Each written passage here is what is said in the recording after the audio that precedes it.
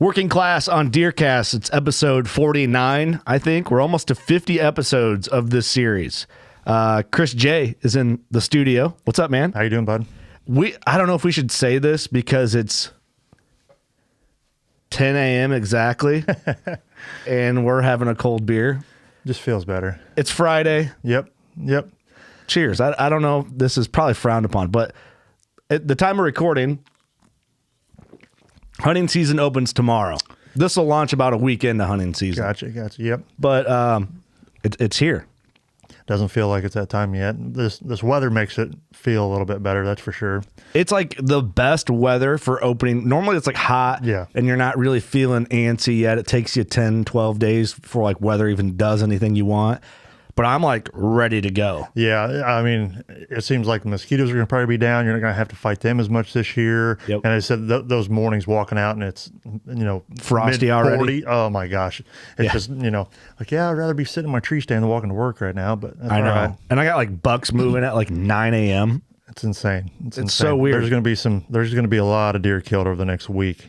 Yeah, I bet you up until this launches, you'll see a lot. I mean, hell, one of the Huser boys from Respect the Game just killed a giant. I don't know. We're trying to sort out dates to get him into the studio, but super giant in Missouri. Oh, yeah. I think knocking on archery state record in there. Yeah, that thing. It looks like his beams were 4 inches thick. We're talking like high 260s, 270 class, like world class. Yeah, amazing. absolutely. And he deserved it. And the story, I got a little bit of the story. It's insane. Yeah. So look forward to hearing it. It'll be a good one, I'm sure. It's I never heard a story like it, but it's cool.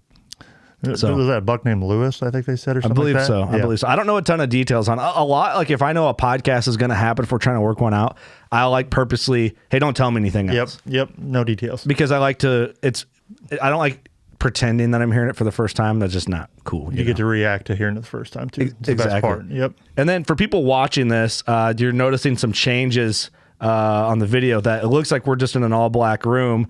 Chris actually came in and helped me painted this back wall. It was something I wanted to do just for the contrast in the studio and the look. And I think it should have been this way all along. Looks really clean. I like the look of it, especially with the lights and everything. Yeah, real clean, flat black.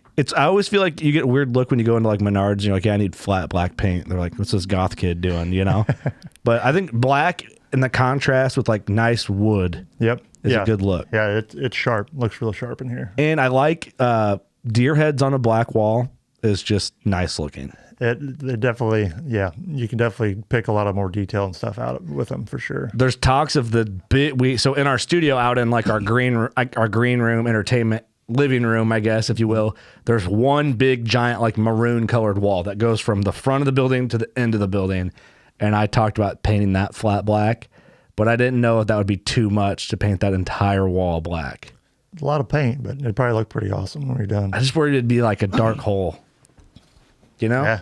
There's enough light, and you guys got enough deer heads out there that really, there'd be a lot of color on the wall just from all the deer heads and stuff. It might break it up. Maybe that's the look we do before we get our African animals. But anyway, figured I'd get that, the obvious out, the elephant in the room, if you will. But Chris, you're the first person to record in the studio with the new look. With the black wall. With the black wall.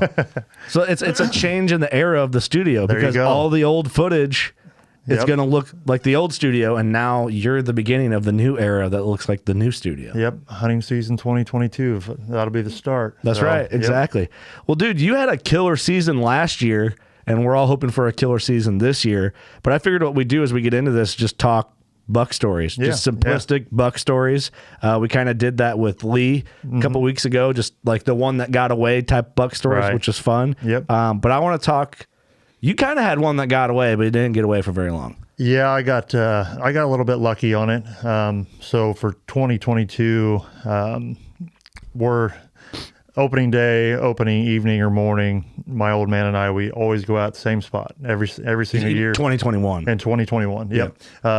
We've been hunting opening morning out there, or at least opening weekend for the last 25 years probably. That's awesome. And so we got to go out there. We're already planning it actually for tomorrow, what we're going to do and everything. And last year, I think opening day was on a Friday. And so we went out that evening, and it just so happened that a deer that we had on camera, it was a nice 10-point buck. He came in, and right at last light, and he was on the list of the ones that we wanted to try to get out there and everything. And he came in right at last light, and I drew back, and right as I, everybody's worst nightmare, right as I shot, he took a step, and he was quartered away from me. And whenever he took a step forward, I ended up hitting him, and he reacted to the arrow as well. Hit him in the back hip. He ran off, and I saw him bed down. We left him for 4 or 5 hours, and expected to find him back out there. Yeah, especially if you watched him bed. Yeah, yep. And went back out there with search crew and everything, and we ended up tracked him for 150 yards, and actually saw him get up out of a waterway and kind of ease in the timber, and we got out of there.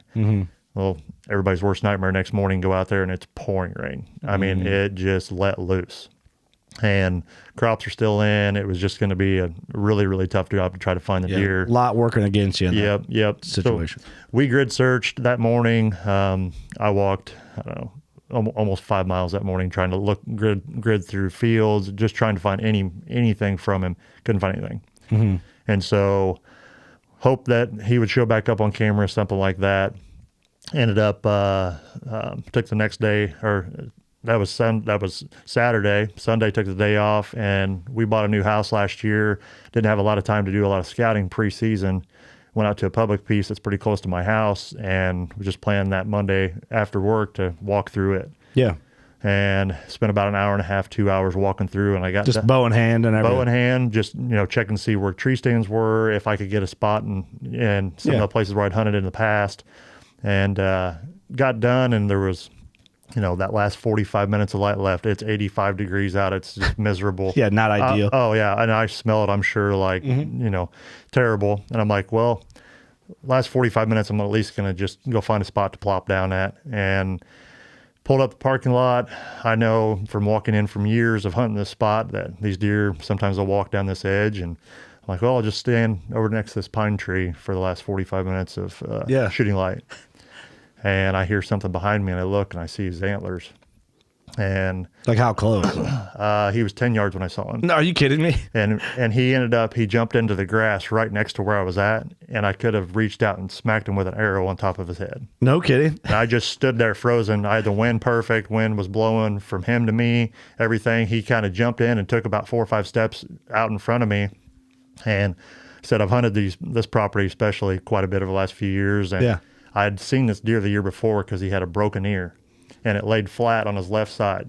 And he was an 8-pointer the year before. And I'd passed him a bunch of times and everything. He was a nice deer, but nothing what I was wanting to shoot. And then he started to walk out in front of me, and he was like, man, he's a 10. And he's like, yeah, he's pretty cool. I'm like, oh, that's that deer from last year. I'm like, get $2 in Illinois. I'm like, this is on public for the record. This is on public, yeah. And he just eased out in front of me in this tall grass, and I'm like, yeah, you're getting it. Crank. Can't pass this deer up. Yeah. I walked out to 22 yards, and I shot him just as good as I could have hit him. He ran 100 yards, 150 yards right out in front of me and cartwheeled out in the field. No kidding. And I from the ground on public. From the ground on public. On like an 85-degree day. Yeah. Just, one of those days it's like, well, might as well, I'm already out here, might as well just spend the last little bit and see if I can see something. Or what can it hurt, Yep. And so I called a friend, and I said, hey, I just shot a buck. He's like, again? And I'm like, yeah, this is a different one. And he's laying right out here. Again? Yeah. And so I go out to the deer, and it's funny, where the deer ran, it ran kind of quartered to my truck. And I was 250 yards away from my truck. I could still see the cab. Like from where you shot him? From where I shot him at. And he ran another 100 yards towards the truck. I was 150 yards from the truck whenever I walked up to him. It's closing ground for you. Yeah. So those, all the people that go out, and I'm one of them too, so I can't say anything, go a mile and a half out into the woods and, to shoot a deer. And you hear guys talk about that a lot. Yeah. He was bedded where he came out of. He was bedded within 100 yards of my truck whenever I got out of it. Wow. So it's kind of like the first scenario just wasn't meant to be, and this was just absolutely meant to be. It's almost like repaying you to stay at it. Yeah. I definitely wasn't going to pass it up. That's for sure. And like I said, he's a really nice deer. He's one of, he's right up there with about the typical size of deer that I've been able to kill out there. Yeah. Good deer for our area out there. That's awesome. And I know you hunt a lot of public. Like, you're familiar with a few pieces. Yeah. I jump around. I'm lucky within an hour of quite a few pieces, and try to jump around and at least get myself familiar, so that if you need to change a scenery or something during the season, or you're just out, some weird scenario. That's good. Try to get familiar. Do you feel do you kind of get the eye roll on the public private conversation? Yeah. They I get it. I mean, I understand. I hunt private and I hunt public. For years, when I first started hunting public and everything, I mean, the deer that I was seeing on public were better than anything I had on private. No kidding. And it was just out on public land. You have to be able to not only pattern the deer, you have to pattern the people that are hunting around you, and things like that. And those deer, especially in the places that are hunted hard, they're used to those people out there. I've seen people walk through and a deer literally get up 20 yards from where they walk through at, and then walk right down their same trail. So they just kind of get accustomed to a certain level of pressure. Yeah, they know if they sit still and everything in this, tall CRP or this, thicket or something, that I'm going to be safe in here anyway. So as long as if I hear somebody walk out, I feel like they're almost smart enough. They're like, well, they walked in, I heard them walk out, I'm going to get up and now go out into this field.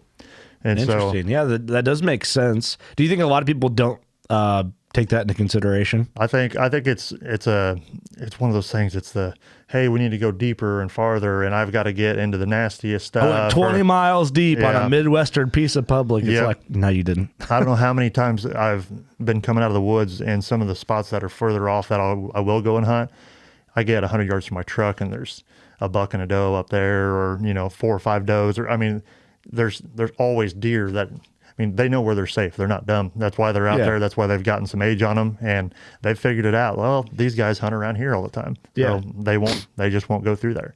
It's interesting. Do you feel like deeper, like on a bigger piece of public, the deeper, well, I don't know if this makes sense. Hear me out here. This question might not add up, but do you feel like in the deeper pieces of public, like if it's a huge piece, do you feel like the deer that spend the majority of their time on the inner fringes, like if there's like a field deep on the public, or like a CRP field or an opening or a meadow or whatever, do you feel like those deer see less pressure? So when the people go in there, they get boogered, unlike the deer that are on the easier to get to spots? I could definitely see that being one of the things.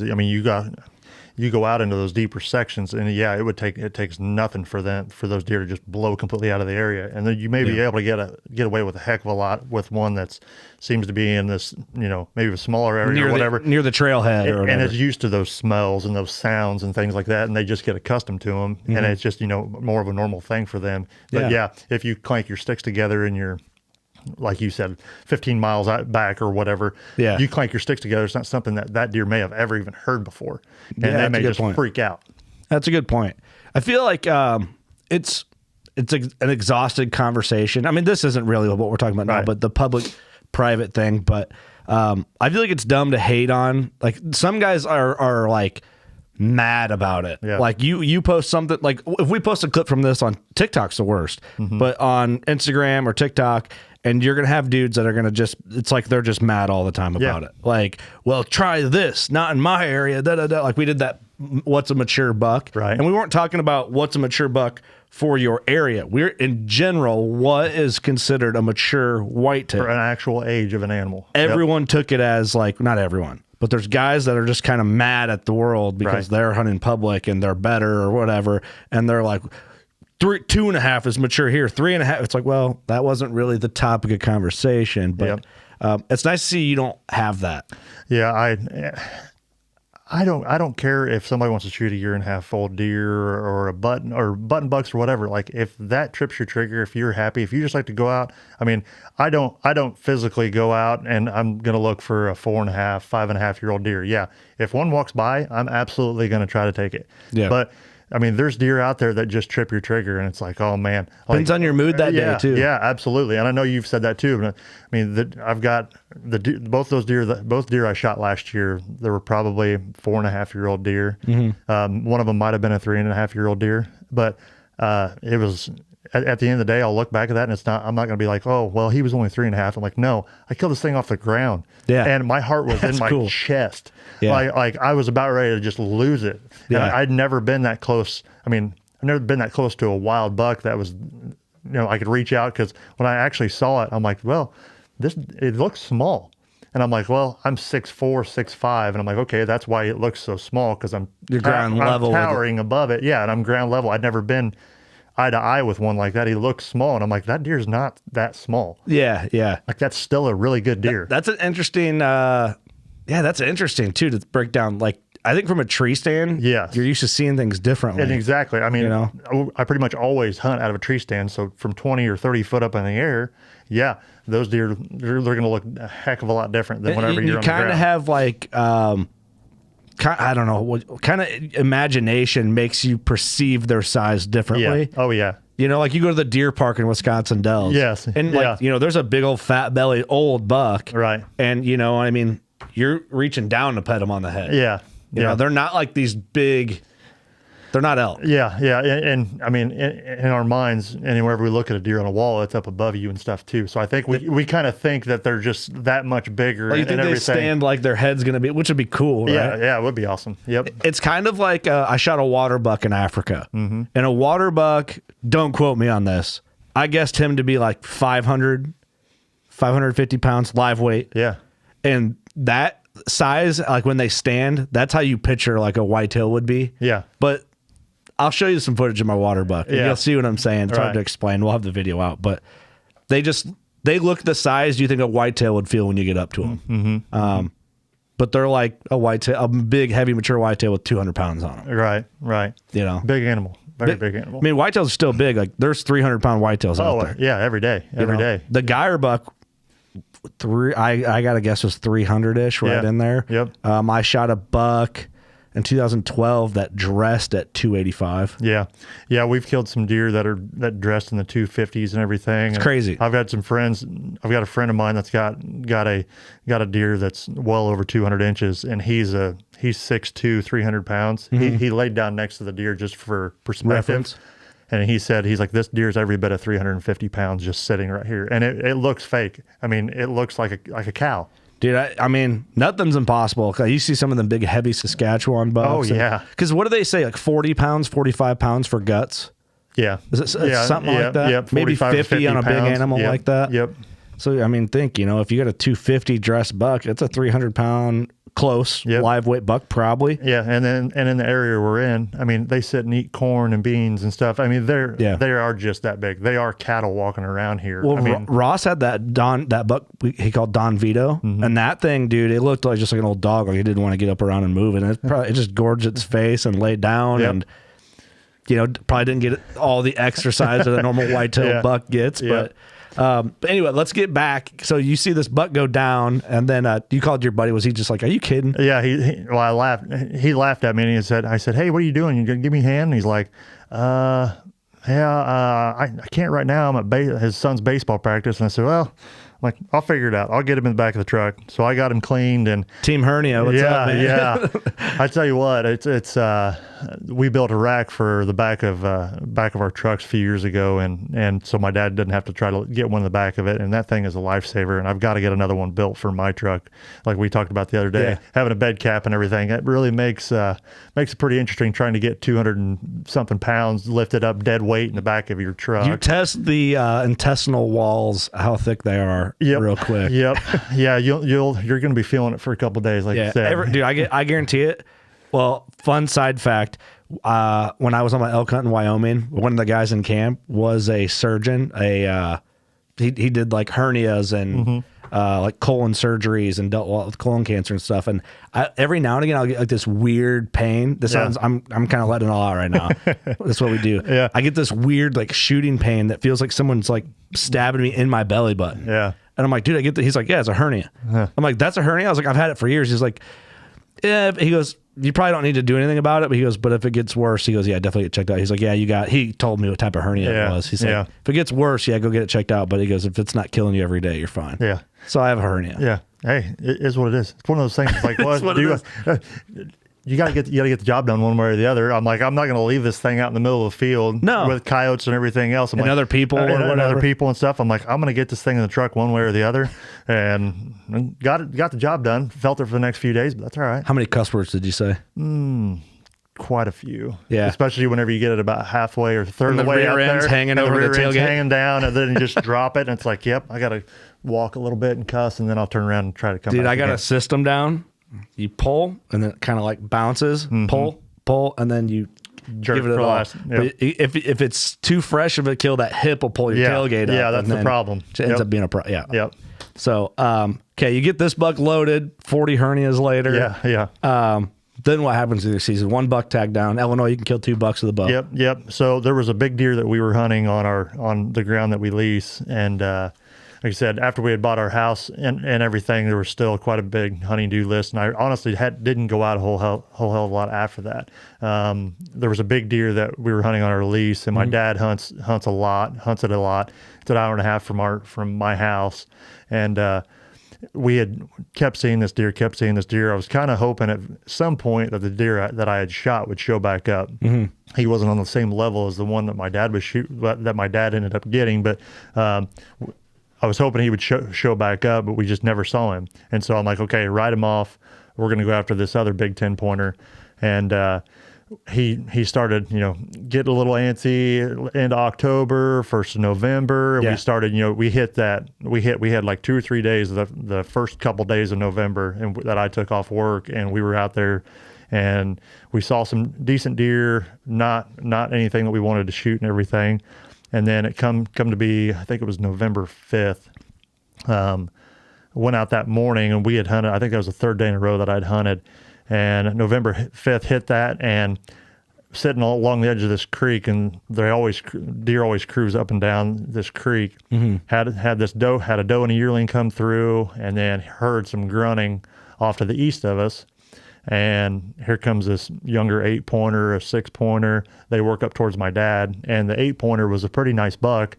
And I text my dad. I said, "Hey, there's 2 bucks coming towards you. One's a pretty nice 8 that you might want to shoot." Those are the best texts. Oh my God! And so, besides like big buck down text. Yes. And so I sent him that message, and sitting there, and all of a sudden I heard another grunt, and it was closer, and I look, and all I saw was just a wall of tines. And at first I thought it was the big one that we had hunting around.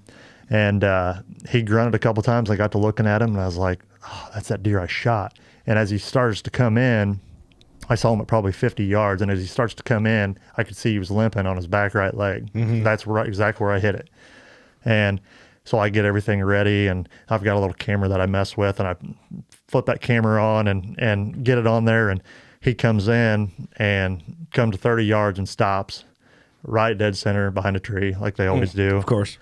And he takes about 3 or 4 more steps, and I stopped him and shot, and he reacted to the arrow, and I ended up spining him.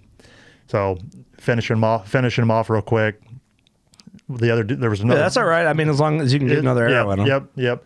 I feel like people are kind of like, I get that it's not ideal. Yeah, and it's, but the deer could have reacted. It's one of those things. I mean, I pride myself in being an ethical hunter and a pretty good shot, and so whenever I feel like I feel like he did react. You could tell on the video that I had and everything that he had dropped it down a little bit and everything, but it went ahead and finished him off and everything. And there was actually another buck with him. There was another 8-pointer with him, and that buck actually ran up through and busted up the deer that my dad was getting ready to shoot. Yeah, getting ready to shoot just about that same time.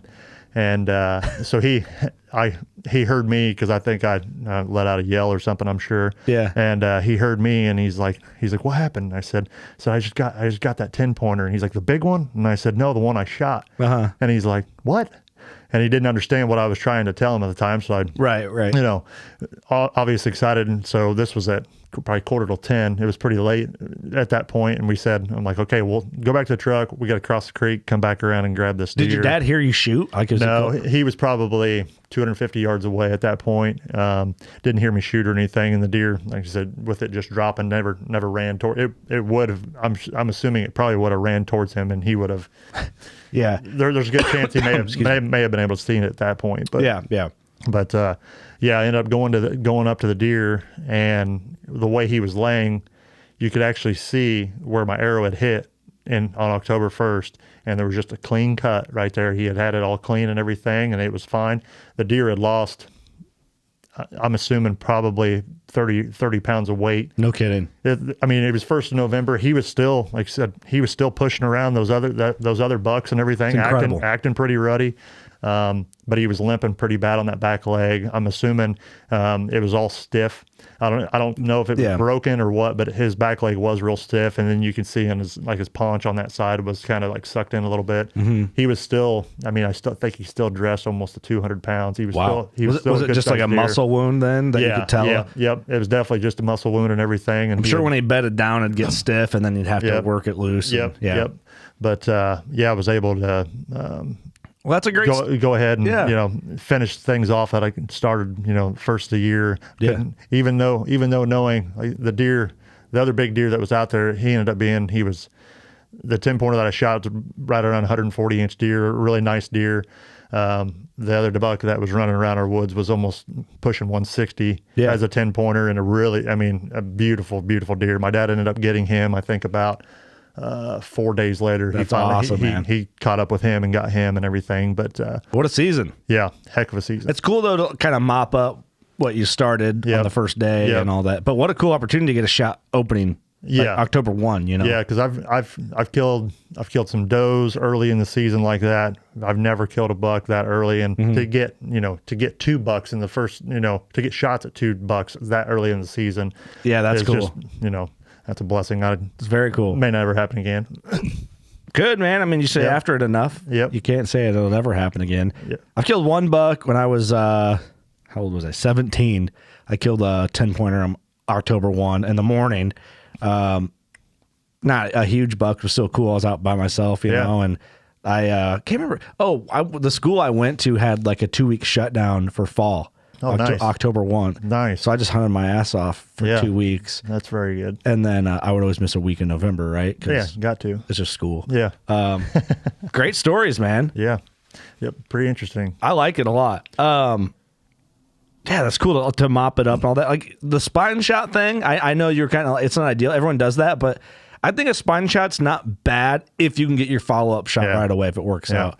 Yeah, there's been too many stories and everything, and I've seen, you see videos of people that they'll spine shoot a deer and everything, and I'm all about making sure that deer doesn't suffer anyway. Yeah, for sure. I'm going to do whatever I can in order to, end his life as quickly as possible on my behalf. Yeah. Definitely. Hey, I'm curious what your thoughts are on this. Lee and I had this conversation, and I kind of get on these certain things. I carry them over a few podcasts just to see what people say usually. And we closed out our podcast a couple weeks ago on this. The terminology for when you're telling a non-hunter, or terminology you use in general for you shot, you killed, you harvested, maybe you don't mention it. Yeah. Where do you fall in that category? I've always said that I shot a deer or I got a deer. The funny thing is, my mother-in-law, I love her to death. She always asks me if I caught anything, right. Catching deer's kind of a thing. Yeah. But yeah, I've always said that I shot this deer or I killed this buck or something like that. I understand trying to be politically correct and everything with the harvest and things like that, or we harvest vegetables and things or whatever. But I mean, at the end of the day, you're taking a life. I mean, that's black and white. So I think too, the conversation changes if you're showing the photo. Oh, absolutely. Versus if you're just telling someone, because obviously they know you killed it. Yeah. But I saw a comment on DeerCast. It wasn't a mean comment, but someone said, I don't really appreciate their term. I think it was the podcast of me and Steve talking. We were talking about people that we're surrounded by that we learned from. And I think this is what they're referring to. If you gave us another chance and you're listening again, my bad. But when we're like, oh yeah, he's a killer. Yeah. Like, oh yeah, Chandler, he's a killer. Like the dude kills deer. But you're talking to a specific audience too on something like that. And that's my thought on it. Yeah, absolutely. And we take that. I mean, we all know obviously Austin and stuff is so amazingly good at what he's able to. He's a harvester. Yeah. Deer. But I mean, there's guys out there that just seem to be in the right place. I would consider my dad as one of those guys. Every year he's gonna probably knock down a good buck. He's probably gonna get 2 or 3 deer, and he would be right up there as a guy that I would consider. And a lot of people would be like, yeah, he's a killer. He gets it done every year. But I guess I never even really thought about like. I guess it sounds harsh. Killer sounds bad. Yeah. But But I guess I don't care really. I'm the same way. At the end of the day, we're saying it as a positive term in our I think on the crew that we run with and stuff. It's not a big deal to say that. Yeah. I think if we were like a Joe Rogan, not like this is a hunting podcast. Joe Rogan talks about hunting. He's not a hunting podcast though. I think if we were like that Joe Rogan stature and popularity, it'd be pretty wrong for him to be like, yeah, Cam Hanes, killer. Yeah. That sounds a little harsh, but like, and then everyone's like trying to burn Cam Hanes. Well, yeah, I was just saying, and they're in their spotlight obviously is quite a bit broader. Mainstream. And so they're gonna be picked up and they're gonna be on CNN or whatever it is. The next time they go on, but but I never really thought about it. I'm like, oh yeah, but to me, it's a compliment. I'm the same way. Because it's kind of like that's a monster buck. Like you don't really use monster for 130s. Yeah, people throw it around a lot for sure. But throw it around. Yeah, there's unless you have somebody that's been around some, what are a true monster deer. I mean, there's good deer, and I'll say like any deer that somebody kills at harvest as a trophy, it's a good deer. But there's some deer that are just different level. Monster and mega. Mega is like the new monster. I think that's coming in because it's like, dude, I saw a mega. Like I'm thinking in my head, 170 plus 180. Oh plus, yeah, you're going to be a booner. Like it's going to have to be a booner 200-inch deer if you're going to call it something like that. Yeah, for sure. Yeah, like that's a mega. Yeah. But I don't know, man. Like that. And we talked about this with Lee. It's like we talk a little looser than most hunting podcasts probably do, but that's fine. Yeah, and I mean, people are listening because you guys do that. So I like to think so. Yeah, but it's fun either way. It's a great conversation. I just like that topic. Just kind of taking a poll to see where I'm at, if you ever thought about it or whatever. But no, man, I appreciate you coming in and sharing some stories. Absolutely. Short and sweet. I've been trying to keep these. What do you guys think on DeerCast? I've been trying to keep the video podcast to a watchable length for your lunch breaks. For if you're watching on your phone, you're not stuck on your phone for longer than an hour type of deal. I'm trying to keep them short and sweet, to the point, fun, and smooth flowing, and then get you guys back to your day or on to another podcast. So they feel about right for video for me. Yep. I like it. Take that lunch break, or just maybe a touch more to see the very end of it and everything, and then get back after it. It's like sitcom length, so it's like if your wife's trying to watch The Bachelor, you can be like, "Honey, let me watch this episode of Working Class on DeerCast first, and then you can watch The Bachelor." Just give me 30 minutes, would you? Yeah, Come on. It's 30 minutes. There's no dumb commercial breaks for insurance in the middle. Yeah, that's priceless. That's priceless. There might be a commercial break on some of our podcasts, but it's not for insurance. Yeah, there you go. But hey, thanks for all the help in the studio, man. You helped us wire in the speakers. Mm-hmm. Shit, I don't even know what else you help with out there. You're all over the place, and then you help paint this in here. Yep. Sounds like I'm going to have some work whenever you guys get to the other side, possibly. So yeah, there's some things in the works. We're going to have some construction going on. Yeah. So more to come there. Give me a call. Cool. Hey, where can people find you? Just on Instagram, Facebook, Chris J or Christopher J, I guess. But that's about it. Cool. So thanks, man. Yep. That's fun. You. Thanks, everyone, watching, listening. You know what to do. Stay on that DeerCast. It's deer season now. Go shoot a giant. Best of luck to you guys.